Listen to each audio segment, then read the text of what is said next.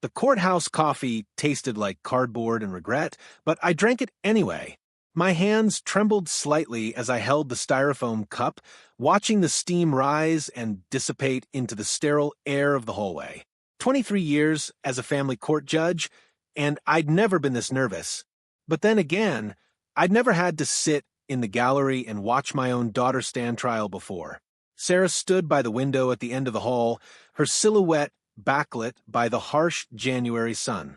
At 26, she still had that same posture she'd had as a little girl when she was worried, shoulders slightly hunched, arms wrapped around herself like she was holding her own pieces together. My heart ached watching her, remembering all the times I'd wanted to fix things for her, but couldn't. This time was no different, except the stakes were so much higher. "Mom, you don't have to stay," she'd told me that morning over breakfast, pushing scrambled eggs around her plate. "I know you have cases of your own to prepare for." But wild horses couldn't have dragged me away. My daughter needed me, even if all I could offer was my presence in that courtroom. The case itself was absurd, a lawsuit brought by Margaret Henshaw, our neighborhood HOA president, claiming Sarah had willfully and maliciously violated HOA regulations by painting her front door a shade of blue that was not on the approved color palette. Margaret was suing for $50,000 in damages and demanding Sarah repaint the door, pay all legal fees, and issue a public apology to the entire neighborhood. It was vindictive, petty, and unfortunately perfectly legal to pursue. The real story, the one that wouldn't be told in court, was much more complicated. 6 months ago, Sarah had moved back home after leaving an abusive relationship. The man had controlled everything in her life: what she wore, where she went, who she spoke to, what colors surrounded her. He'd painted their apartment in shades of gray and beige, saying anything brighter was trashy and attention-seeking. When Sarah finally found the courage to leave, when she finally came home to the small starter house she'd bought 3 years ago in our HOA community, she wanted to reclaim something. Anything. So she painted her door blue. A beautiful, hopeful sky after the storm blue. Margaret Henshaw had noticed within a week and had made Sarah's life hell ever since. First came the violation notices, then the fines, then the harassment. Margaret would drive by Sarah's house multiple times a day, taking photographs, measuring the door, with a color meter she'd purchased specifically for this purpose. She'd organized a petition to have Sarah removed from the neighborhood. She'd posted Sarah's address and photos of her house on social media with captions about property values and respect for community standards. My daughter, who was just trying to heal, who was just trying to feel like herself again, was being dragged through court over a blue door. I watched Sarah turn from the window and walk back toward me, her public defender, a fresh-faced young man named James who looked barely old enough to drive, trailing beside her with an overstuffed briefcase. Sarah had insisted on using a public defender despite my offers to hire the best attorney money could buy. "I need to do this myself, Mom," she'd said. "I need to prove I can stand on my own." God, she was brave. Braver than I'd ever been. "They're calling us in," James said, his voice cracking slightly. He cleared his throat, embarrassed. "They're ready for us now." I followed them into the courtroom, taking a seat in the third row of the gallery. I recognized Judge Patricia Morrison immediately. We'd been colleagues for years, had served on committees together, had grabbed coffee between hearings. She was fair, thorough, and had a reputation for not tolerating nonsense. I felt a small measure of relief seeing her on the bench. But then Margaret Henshaw walked in, and that relief evaporated. Margaret was everything the nickname HOA, Karen, implied, and more. In her early 60s, she wore her highlighted hair in a severe bob that looked like it had been styled with a ruler and spite. Her navy pantsuit was crisp, expensive, and paired with pearls that probably cost more than Sarah's car. She carried herself with the absolute confidence of someone who had never been told no in her life and wouldn't accept it if she was. Behind her walked her attorney, Richard Morrison, no relation to the judge, a shark in an Armani suit, who specialized in HOA litigation. I'd seen him before, had watched him eviscerate homeowners over fence heights and mailbox colors. He smiled at Margaret like they were about to attend a garden party instead of attempting to financially ruin a young woman over a door color. Margaret's gaze swept the courtroom, landing on Sarah with undisguised contempt.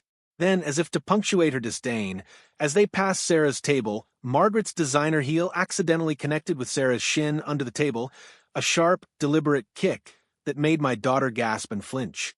"Oops," Margaret said, her voice dripping with false sweetness. "So clumsy of me. These aisles are so narrow." I saw red. Every instinct screamed at me to jump up, to say something, to protect my child. But I forced myself to remain still, my fingers gripping the wooden bench until my knuckles turned white. This wasn't my courtroom. I couldn't intervene. I could only watch and trust the system I'd served for more than 2 decades. Sarah rubbed her shin, her eyes watering, but she didn't cry out. She straightened in her chair, lifted her chin, and looked forward. My brave, beautiful girl. Judge Morrison's eyes had caught the interaction. I saw the slight narrowing of her gaze, the tiny movement of her pen making a note. She'd seen it too. "All rise," the bailiff called, and just like that, my daughter's trial began. Richard Morrison stood with the practiced ease of a man who billed $600 an hour and enjoyed every minute of earning it. His opening statement was a masterclass in making a mountain out of a molehill, in transforming a simple act of personal expression into a crime against civilization itself. "Your Honor, this case is about more than a door," he began, his voice smooth as silk and twice as slippery. "This case is about the very fabric that holds our communities together. It's about the agreements we make, the rules we follow, and the consequences when someone decides those rules don't apply to them." I wanted to scream. This wasn't about community fabric, it was about power and control, about Margaret Henshaw's need to dominate everyone around her. But Morrison continued, painting Sarah as some sort of anarchist intent on destroying property values and neighborhood harmony. When Ms. Chun purchased her home 3 years ago, she signed a legally binding agreement, Morrison said, gesturing to a thick stack of papers on his table. She acknowledged the HOA's authority over aesthetic decisions. She agreed to submit any exterior changes for approval. And yet, despite multiple warnings, despite clear violation notices, despite the patient attempts of Mrs. Henshaw to resolve this matter amicably, Ms. Chun has refused to comply. Patient attempts? I'd seen the notices Margaret had sent. They'd been anything but patient. They'd been threatening, aggressive, and in some cases, bordered on harassment. But Morrison made it sound like Margaret was some sort of benevolent community guardian, forced into legal action by Sarah's stubborn defiance. Then came Margaret's testimony, and it was a performance worthy of an Oscar. "I take no pleasure in being here," Margaret said, dabbing at dry eyes with a tissue. "I've always tried to be a good neighbor, to maintain standards that benefit everyone. But Ms. Chen's actions have forced my hand." She described the blue door in terms that made it sound like Sarah had spray-painted obscenities on her house. She presented charts and graphs showing how similar violations in other neighborhoods had allegedly decreased property values. She had witnesses, other HOA board members, neighbors who'd signed her petition, all testifying to the disruption Sarah's blue door had caused. "I've received complaints," Margaret said, her voice trembling with manufactured emotion. "Families concerned about their investments. Long-time residents who feel their community is being disrespected. I have a duty to them, Your Honor. A duty to maintain the standards we all agreed to uphold." James, Sarah's public defender, did his best during cross-examination, but he was outmatched and everyone knew it. He pointed out that the HOA's approved color palette included 17 different shades of blue, and that Sarah's choice was only 2 shades lighter than the lightest approved option. He questioned whether such a minor deviation really warranted a $50,000 lawsuit. But Morrison had prepared Margaret well. She had an answer for everything, delivered with just the right mixture of regret and righteousness. What broke my heart was watching Sarah sit there, absorbing every criticism, every exaggerated claim about her disrespect for the community. I could see her shoulders starting to hunch again, See her withdrawing into herself the way she had during those dark months with her ex. This lawsuit wasn't just about money or compliance. It was breaking her spirit all over again. During a brief recess, I found Sarah in the bathroom, standing at the sink, staring at her reflection. "I should just repaint it," she whispered. "This isn't worth it. I can't afford to lose. I can't pay $50,000, Mom. I'll lose my house. I'll lose everything." I wanted to tell her to fight, to stand strong. But what right did I have? I wasn't the one facing financial ruin over a door color. I wasn't the one being publicly shamed and sued. "Whatever you decide, honey, I'm proud of you," I said instead, pulling her into a hug. "So proud." We walked back to the courtroom, and I noticed Judge Morrison watching us from her chamber's door. Our eyes met briefly, and something passed between us. An understanding, perhaps, or recognition. Then she disappeared back into her chambers, and we took our seats. The afternoon session brought more of the same. Morrison paraded witness after witness, each testifying to the importance of HOA rules, the necessity of enforcement, the precedent that would be set if Sarah was allowed to get away with her violation. It was overwhelming, crushing, designed to make Sarah feel small and powerless. And then, just when I thought things couldn't get worse, Margaret took the stand again for additional testimony. "I want the court to understand," she said, her voice taking on an edge of vindictiveness that her lawyer couldn't quite soften, "that this isn't my first experience with Ms. Chen's disrespect. She has consistently ignored HOA communications. She refused to attend mediation. She even had the audacity to suggest that I was harassing her when I was simply doing my job." "Objection," James said weakly. "Relevance." "Overruled," Judge Morrison said, but I noticed her pen moving again, making more notes. "Continue, Mrs. Henshaw." "What really concerns me," Margaret said, leaning forward like she was sharing a confidence, "is the attitude this represents. Ms. Chen believes she's above the rules. She moved into our community and immediately began acting as if our standards didn't apply to her. It's entitled behavior, Your Honor. It sets a terrible example." I watched Sarah's face crumble slightly at the word entitled. She, who had escaped an abusive relationship with nothing but the clothes on her back and a car she'd hidden money for years to buy. She, who worked 2 jobs to afford her mortgage. She, who hadn't asked for anything except to be left alone to heal in peace. Entitled. The word hung in the air like poison, and I saw it land on my daughter like a physical blow. Her public defender started to object, but Sarah put a hand on his arm, stopping him. She straightened in her chair, wiped her eyes quickly, and lifted her chin. That's when I saw it, the steel underneath my daughter's soft exterior.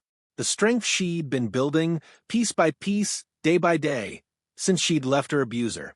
She wasn't going to let Margaret Henshaw break her. Not today. The courtroom felt different when James stood to present Sarah's defense. Maybe it was the afternoon light shifting through the windows, or maybe it was the change I'd seen in my daughter's posture, but something had shifted. The air felt charged, expectant. "Your Honor," James began, his voice steadier now, perhaps drawing strength from Sarah's resilience. "This case isn't really about HOA regulations or property values. It's about something much simpler and much more human. It's about a young woman trying to reclaim her life." Morrison started to object, but Judge Morrison held up a hand. "I'll allow it. Continue, counselor." James nodded gratefully and turned to face Sarah. "Ms. Chun, would you please tell the court about your door?" Sarah stood slowly, moving to the witness stand. Her hands were trembling as she was sworn in, but her voice was clear when she began to speak.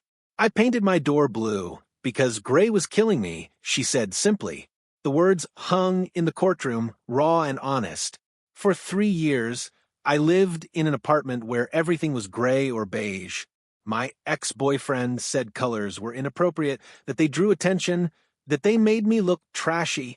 He controlled what I wore, where I went, what I ate, and what colors I was allowed to have in my space." I watched the courtroom audience shift uncomfortably. This wasn't the testimony they'd expected in an HOA dispute. When I finally left him 6 months ago, when I moved back into my house, I needed something to remind me that I was free, that I could make my own choices. The door was the first thing I saw every time I came home, and I needed it to be something that made me feel hope instead of fear. Did you know the color wasn't on the approved palette? James asked gently. Yes, Sarah admitted. I checked the palette. The closest approved color was called Morning Mist. It was a pale, washed-out blue that looked almost gray in certain lights. I couldn't do that. I needed the sky blue. I needed Hope Blue.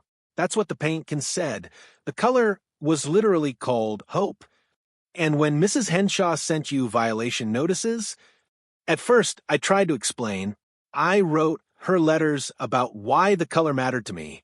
I offered to go before the HOA board to ask for an exception, but she refused to meet with me. The notices just kept coming, each one more threatening than the last. Sarah's voice wavered slightly. Then she started driving by my house multiple times a day. She'd slow down and stare at my door, sometimes taking pictures. She posted about me on the neighborhood social media page with my address visible. People I'd never met were commenting about me, about my door, calling me names. I started getting anxious every time I came home, worried she'd be there. How did that make you feel? James asked. Morrison objected. Relevance, Your Honor? Your client is suing for emotional damages to the community, Judge Morrison said coolly.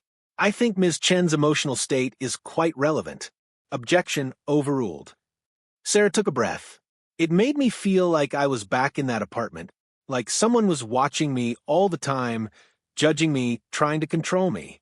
I started having panic attacks again. I couldn't sleep.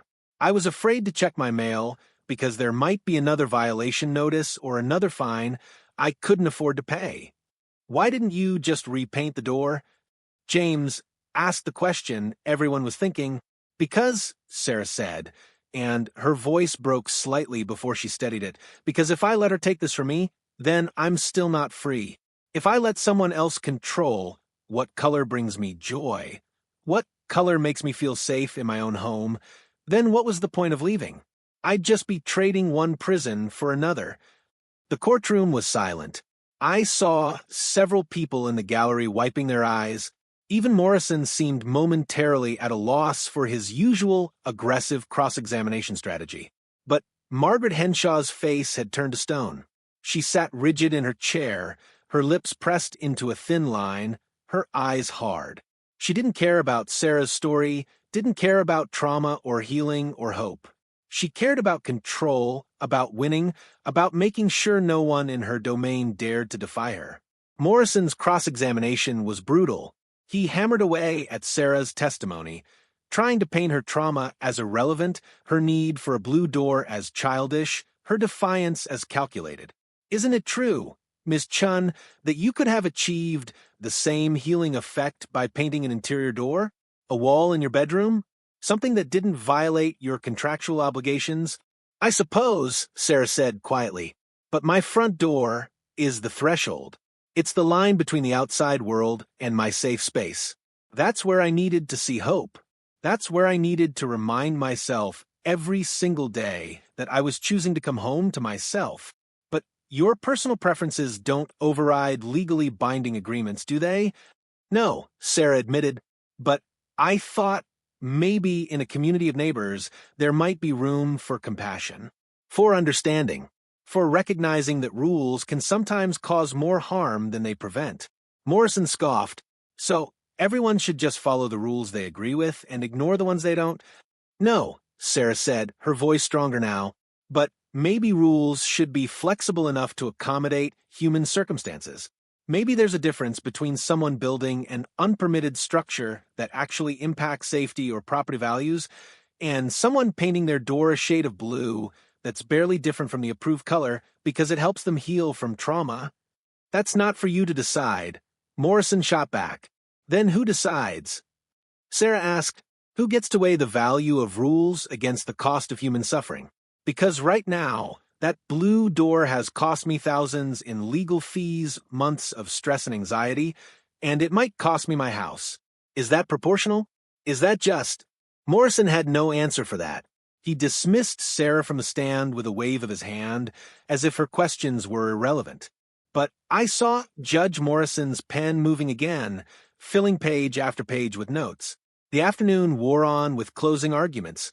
Morrison painted Sarah as a rule breaker who deserved to be punished, who needed to be made an example of to preserve order in the community. James, finding his voice in these final moments, painted a picture of a system that had lost sight of its purpose, that valued conformity over compassion, that wielded rules as weapons against the vulnerable. Your Honor, James concluded, my client isn't asking for the HOA rules to be abolished. She's not advocating for chaos. She's simply asking for mercy, for understanding, for the recognition that sometimes the spirit of the law is more important than the letter. She's asking for the basic human dignity of being allowed to heal in her own home, in her own way, without being financially destroyed for it. Judge Morrison called for a 30-minute recess before delivering her verdict. As the courtroom emptied, I stayed in my seat watching Sarah and James talk quietly at their table. Margaret and Morrison were across the aisle, confident and comfortable, probably already planning how they'd spend Sarah's money. That's when I noticed Judge Morrison watching them too from her chamber's door, and the look on her face was one I'd seen before, usually right before she delivered a ruling that no one saw coming. The courtroom felt different when we reconvened. Maybe it was just my imagination, but the air seemed heavier, charged with anticipation. Sarah sat at her table, her hands folded in her lap, her face pale, but composed. James shuffled through his notes nervously, probably already planning his appeal strategy. Margaret Henshaw sat like a queen, awaiting her coronation, her back straight, her smile satisfied. Morrison lounged in his chair with the casual confidence of someone who'd won before walking into the courtroom. Judge Patricia Morrison entered, and we all rose. She settled into her chair, arranged her papers, and looked out over the courtroom with an expression I couldn't quite read. "Please be seated," she said. Then she paused, her gaze moving from Margaret to Sarah and back again. "I've been a judge for 19 years. In that time, I've heard thousands of cases, some profound, some petty, and everything in between. HOA disputes are unfortunately common in my courtroom. They typically involve clear violations, clear damages, and relatively straightforward applications of contract law." My heart sank. This sounded like the preamble to a ruling in Margaret's favor. This case, Judge Morrison continued, appeared to be exactly that type of case when I reviewed the initial filings. A homeowner violated HOA regulations. The HOA sought enforcement and damages. Simple. She picked up a document from her desk, but as I've sat here today listening to testimony, I've been reminded that no case is simple when human beings are involved. And I've been reminded of something else, something that judges sometimes forget in the mechanical application of law. Judge Morrison looked directly at Margaret. "Mrs. Henshaw, your HOA has every legal right to enforce its regulations. Your CC and RS are clear, comprehensive, and legally binding. Ms. Chin did indeed violate those regulations by painting her door a non-approved color." Margaret's smile widened. Morrison nodded approvingly. However, Judge Morrison said, and that single word fell like a hammer, this court does not exist simply to enforce contracts. This court exists to serve justice. And justice requires context, proportionality, and an examination of the motivations and behaviors of all parties involved. The smile began to fade from Margaret's face. "I'd like to address something I observed during these proceedings," Judge Morrison said, her voice taking on an edge. "Mrs. Henshaw, did you or did you not deliberately kick Ms. Chun as you passed her table this morning?" The courtroom went silent. Margaret's face flushed. It was an accident. The aisle was narrow, and my heel caught." "Mrs. Henshaw," Judge Morrison interrupted, her voice sharp, "I watched you turn your foot deliberately to make contact with Ms. Chen's shin. I saw you smile afterward. I heard your sarcastic apology. What I witnessed was not an accident. It was an assault." Morrison shot to his feet. "Your Honor, if this alleged incident was assault, why wasn't it reported at the time? This is the first." "Sit down, Mr. Morrison," Judge Morrison said coldly. "I'm the one who observed it, and I'm the one reporting it now. As an officer of this court, I'm obligated to address any violent behavior I witness in my courtroom." Margaret had gone pale. "Your Honor, it was just a tap, I didn't mean—" "You meant it," Judge Morrison said flatly. And that action, Mrs. Henshaw, revealed something crucial about this case. It revealed that this lawsuit isn't about community standards or property values. It's about power and control. It's about your desire to punish Ms. Chun for having the audacity to defy you. She turned to the paperwork before her. "I've reviewed the HOA's approved color palette. Ms. Chen's chosen blue is 2 shades lighter than the lightest approved blue. In color theory terms, we're talking about a difference that's barely perceptible to the naked eye. I've also reviewed the violation notices you sent, Mrs. Henshaw, and I found your descriptions of the color garish, eye-searing, offensive, to be hyperbolic to the point of dishonesty." "Your Honor," Morrison tried to interrupt. "I'm not finished," Judge Morrison said. "I've also noted that your HOA approved a bright yellow door for the Henderson family 2 streets over last year, a color far more dramatic than Ms. Chen's blue. When questioned about this discrepancy, you claimed the yellow was different because the Hendersons were long-standing community members in good standing. This suggests your enforcement is selective and personal rather than consistent and fair."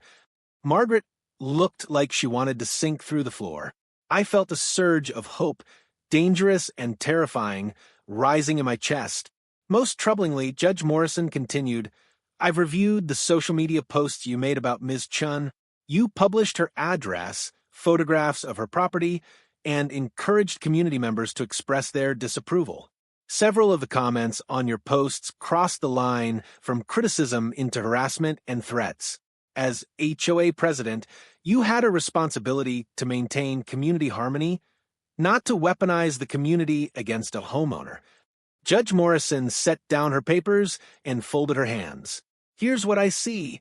A young woman who survived domestic abuse, who purchased a home and tried to make it a place of healing, who made a minor aesthetic choice that technically violated HOA rules but caused no actual harm to anyone or anything, and an HOA president who responded to this minor violation with a campaign of harassment, intimidation, and ultimately a financially devastating lawsuit designed not to protect the community but to punish defiance." She looked at Sarah. "Ms. Chun, you did violate your HOA agreement. Technically, the HOA has grounds for enforcement. However, the relief they're seeking is wildly disproportionate to the violation." Then she looked at Margaret, and her expression hardened. "Mrs. Henshaw, your behavior throughout this process has been vindictive, harassing, and today violent. You kicked a young woman in my courtroom because you wanted to demonstrate your power over her. That action alone tells me everything I need to know about the true nature of this lawsuit." Judge Morrison picked up her gavel. "Therefore, I'm ruling as follows. Ms. Chun, you are required to repaint your door within 90 days to a color on the HOA's approved palette. However, I'm ordering the HOA to immediately add Ms. Chen's current color to the approved palette, along with any other colors within 2 shades of currently approved colors. This will allow Ms. Chun to keep her blue door while technically complying with HOA regulations." Sarah gasped. James grabbed her hand. I felt tears streaming down my face. Furthermore, Judge Morrison continued, "I'm denying all of the plaintiff's claims for damages. Mrs. Henshaw, you've provided no evidence of actual financial harm caused by Ms. Chen's door color. Your claimed damages are speculative, punitive, and unsupported by fact." "Your Honor," Morrison tried again. "I'm still not finished, Mr. Morrison. Additionally, I'm sanctioning both you and your client for bringing a frivolous and harassing lawsuit. You will pay Ms. Chen's legal fees, which I'm setting at $15,000. Margaret shot to her feet. "This is outrageous. We had every right." "Sit down, Mrs. Henshaw," Judge Morrison commanded, "or I'll hold you in contempt. Finally, regarding the assault I witnessed this morning, I'm issuing a temporary restraining order. Mrs. Henshaw, you are prohibited from coming within 100 feet of Ms. Chun or her property for the next 6 months. You will not contact her directly or indirectly. You will not post about her on social media. You will not encourage others to contact or harass her. If you violate this order, you will be arrested. The gavel came down like thunder. This court is adjourned. The courtroom erupted into chaos. Morrison was on his feet, sputtering objections. Margaret was red-faced and shaking with rage. Sarah sat frozen in her chair, tears streaming down her face, unable to process what had just happened. I didn't think. I just moved. I crossed the barrier between the gallery and the floor, pulled my daughter into my arms, and held her as she sobbed, great heaving sobs of relief and release and disbelief. You did it, I whispered into her hair. You stood up for yourself, and you won. I can keep my door, she said, her voice muffled against my shoulder. Mom, I can keep my door. James was shaking his head in amazement, gathering his papers with trembling hands. I've never, in all my years, I've only been practicing for 2 years, but I've never seen a judge rule like that. The sanction, the restraining order, the solution with the color palette, it was brilliant.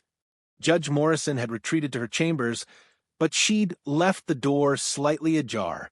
Through the gap, I saw her watching us, and when our eyes met, she gave me the smallest nod, a recognition of one mother protecting another's child in the only way she could from the bench. Morrison and Margaret stormed out of the courtroom. Morrison, already on his phone, probably calling his office to start preparing an appeal. But I knew from experience that appeals of this type rarely succeeded, especially when the judge had documented observations of physical assault and harassment. As the courtroom emptied, Sarah finally pulled back from my embrace, wiping her eyes. I need to thank her, she said, looking toward Judge Morrison's chambers. Is that allowed?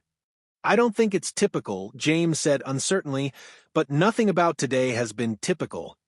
Before we could decide, Judge Morrison emerged from her chambers, now wearing a cardigan over her robes, her expression softer than it had been on the bench. She looked at Sarah with a mixture of kindness and something else, something that looked like understanding.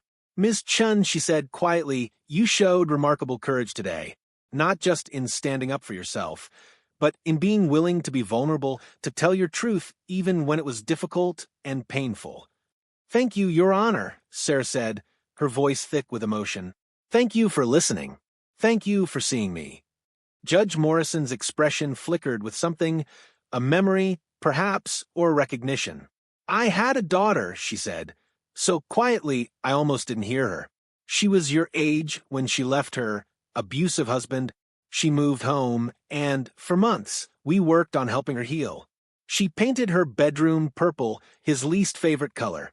She said it was her act of rebellion, her declaration of independence. Judge Morrison's eyes grew distant. The abuse had been worse than we knew. She struggled with depression, with PTSD. One night, about 8 months after she came home, she took her own life.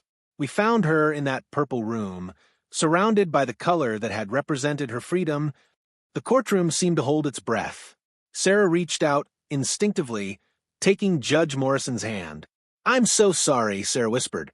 That was 7 years ago, Judge Morrison said, squeezing Sarah's hand before gently releasing it. And every day since, I've wondered if there was something more I could have done, some way I could have protected her better. When I heard your testimony today, when I heard you talk about needing to see hope every time you came home, when I saw Mrs. Henshaw kick you simply because she could, her voice broke slightly. I couldn't let her break you the way my daughter was broken. I couldn't watch someone weaponize power and control against a survivor who was just trying to heal. Your daughter, Sarah said softly, what was her name? Hope, Judge Morrison said, and a tear slid down her cheek. Her name was Hope. The word hung in the air between us, and I understood then that this verdict had been about more than HOA regulations or door colors. It had been about a mother who couldn't save her own daughter, finding a way to save someone else's. It had been about channeling grief into justice, about making sure one young woman's choice to paint her door, Hope Blue, didn't become another tragedy. Judge Morrison composed herself, straightening her shoulders. I should go. I've probably already said more than I should have. But Ms. Chun, please know that your blue door matters. Your healing matters. And you should never have to apologize for choosing hope. She turned to leave, then paused. And Ms. Chun, My daughter, before she died, she told me that the Purple Room had given her 6 months of peace. 6 months where she felt like herself again. 6 months where she remembered what it felt like to make her own choices.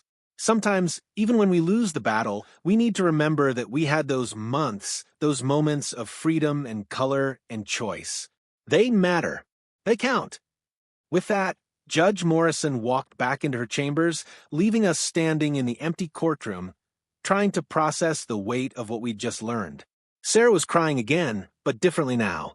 These weren't tears of relief or victory. These were tears of recognition, of survivor's guilt, of understanding the terrible lottery that determines who makes it through trauma and who doesn't. Her daughter didn't make it, Sarah whispered. And I did. Why? Why do I get to keep my blue door, and she... Hey, I said, gripping Sarah's shoulders and making her look at me. There's no why. There's no logic to who survives and who doesn't. But honey, you honor Hope's memory by continuing to choose life, by choosing healing, by keeping your blue door and walking through it every single day with gratitude that you can. We left the courthouse as the sun was beginning to set, painting the sky in shades of orange and pink, and yes, blue, that same hopeful blue that now adorned my daughter's front door. James walked with us to the parking lot, still marveling at the day's events, promising to send Sarah all the paperwork once it was filed. What will you do now? He asked Sarah as we reached our cars. Sarah looked up at the colorful sky, then back at James with the first genuine smile I'd seen on her face in months. I'm going to go home, she said. I'm going to walk through my blue door, and I'm going to start living. 3 months had passed since the trial, and I found myself once again standing in front of Sarah's house, but this time for a very different reason. The blue door, that beautiful, defiant, hopeful blue door, was still there, now officially approved as part of the HOA's expanded color palette. But it wasn't alone anymore. In the months following the verdict, something remarkable had happened in the neighborhood. One by one, other homeowners had begun painting their doors in colors that meant something to them.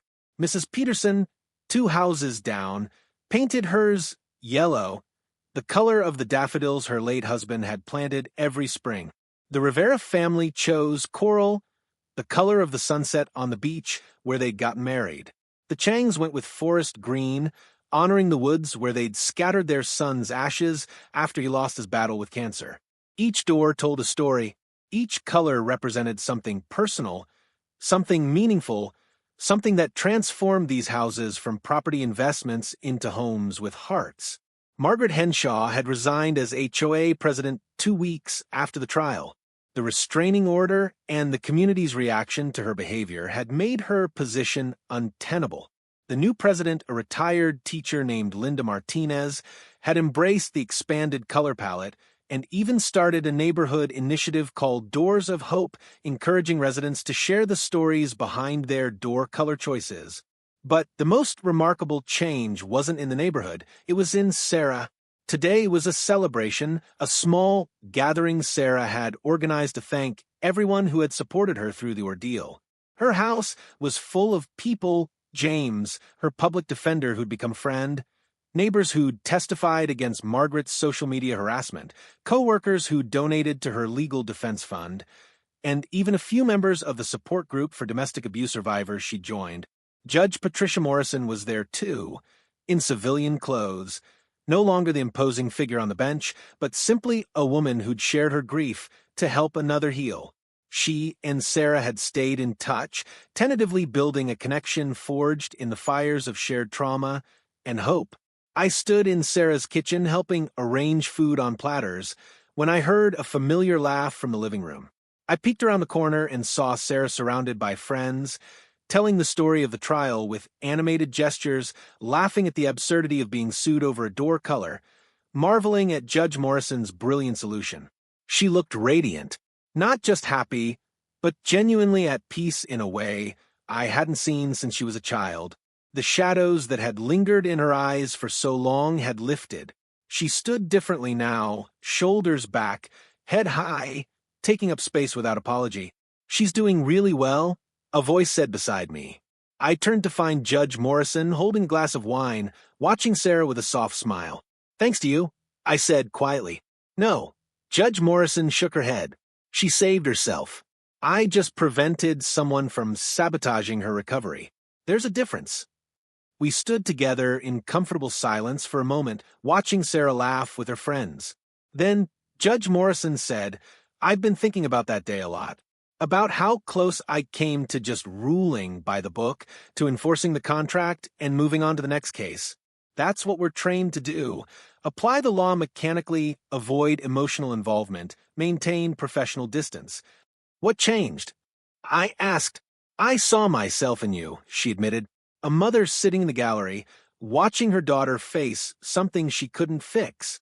And I saw my hope in Sarah, a survivor trying to rebuild her life, one small act of defiance at a time. And when Margaret kicked her, when I saw that casual cruelty that need to cause pain just because she could, Judge Morrison's voice hardened. I couldn't be distant anymore. I couldn't hide behind judicial neutrality and let another young woman be crushed by someone who weaponized power. She took a sip of her wine. "I'll probably be reprimanded by the Judicial Conduct Board for how I handled that case. For the sanction, for mentioning my personal history, for the restraining order based on an incident that wasn't formally reported. Will you be okay?" I asked, concerned. "I'll be fine," she said with a small smile. "Some things are worth bending the rules for. Some people are worth protecting, even if it costs us professionally. And frankly, if the price of doing the right thing is a reprimand, I'll pay it gladly." Sarah noticed us, watching, and made her way over, her face flushed with happiness. "You two look too serious for a party," she teased. "What are you conspiring about?" "Just admiring your door," Judge Morrison said with a smile. "It really is the perfect shade of blue." "It is, isn't it?" Sarah said, glancing toward the front door, visible from the kitchen. "You know what's funny? I drive past dozens of houses every day now, and I notice everyone's doors. I never did that before.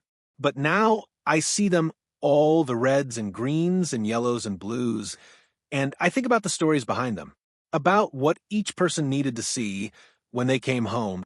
She turned to Judge Morrison, her expression growing serious. "I've been meaning to ask you something. Would it be okay if I planted some flowers by my door? Purple ones in memory of Hope?" Judge Morrison's eyes filled with tears, but she smiled. She would have liked that very much. As the afternoon turned to evening, the party spilled out into Sarah's backyard. Someone had brought a guitar, and music filled the air. Children played on the lawn while adults clustered in groups, talking and laughing. It felt less like a victory celebration and more like a community being reborn, learning to see each other as people with stories rather than just homeowners with property values to protect. I found myself standing by Sarah's blue door, running my hand over its surface. It was just paint, just a color, just a simple act of personal expression. But it had become so much more, a symbol of resistance, of healing, of hope itself. "Mom," Sarah's voice came from behind me. She joined me by the door, linking her arm through mine. "Thank you for being there. I don't think I could have gotten through it without you in that courtroom." "You would have," I said honestly. "You're stronger than you know." "Maybe," she said, "but it's easier to be strong when you know someone's got your back." We stood together, mother and daughter, as the sky began to darken and stars started to appear. Through the open door, we could hear laughter and music, the sounds of life being lived fully and joyfully. "You know what I realized today?" Sarah said, quietly.